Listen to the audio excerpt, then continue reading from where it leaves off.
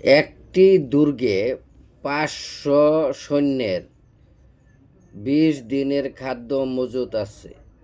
৫ দিন পর ২০০ সৈন্য চলে গেলে বাকি খাদ্যে আর কত দিন চলবে?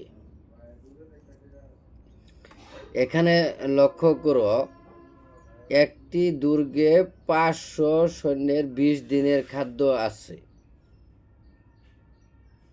৫ দিন পর ২০০ সৈন্য চলে গেল, তাহলে দিন কমলো কয়দিন?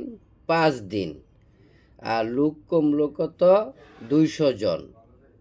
তাহলে দিন থেকে আমাদের বিয়োগ করতে হবে দিন, মানে ২০ দিন থেকে বিয়োগ করতে হবে ৫ দিন।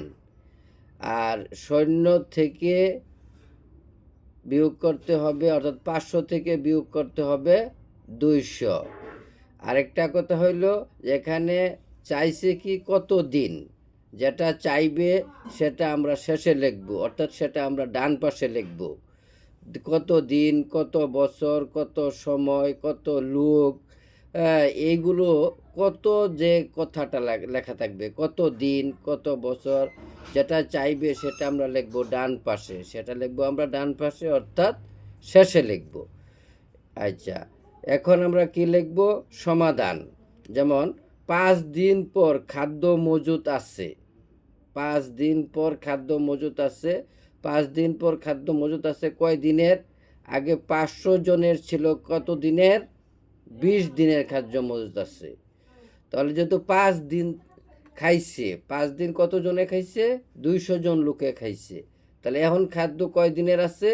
যে ৫ দিন পর খাদ্য মজুত আছে কয় দিনের? ২০ বিয়োগ ৫ সমান ১৫ দিনের। আচ্ছা, ৫ দিন পর সৈন্য বাকি রইল, মানে সৈন্য ৫ দিন পর সৈন্য রইল কতজন? আগে ছিল যেহেতু ৫০০ জন, গেছে গা ২০০ জন, তাহলে রইল ৫০০ বিয়োগ ২০০ সমান ৩০০ জন রয়েছে। এখন আমাদের লিখতে হবে যে কত দিন, দিন যেটা চাইছে এটা লিখবো আমরা ডান পাশে, মানে শেষে। যখন ৫০০ জন সৈন্যের খাদ্য আছে ১৫ দিনের, এই যে ৫০০ জন সৈন্যের খাদ্য আছে কত দিনের? এই যে ১৫ দিনের। সুতরাং একজন সৈন্যের খাদ্য থাকবে বেশি, যখন বেশি হবে তখন গুণ হবে। বেশি হইলে কি হবে? গুণ হবে। ১৫ গুণ ৫০০, মানে একদিনের ওই খাদ্যে যাবে কি অনেক বেশি দিন যাবে। সুতরাং ৩০০ জনের খাদ্য আছে, এই যে ৩০০ জনের খাদ্য আছে, এটা আমাদের থাকতে হবে ভাগ আকারে থাকবে, অর্থাৎ ১৫ গুণ ৫০০ ভাগ ৩০০। এখন আমরা কাটাকাটি করবো, যে এই শূন্য, এই দুটো শূন্য কেটে দেবো, এটা কেটে দিলাম। এখন হলো ৩ ৫ ১৫, ৩ ৫ ১৫। এখন এই ৫ আর এই ৫ গুণ করবো, ৫ ৫ ২৫। উত্তর হইল ২৫ দিন।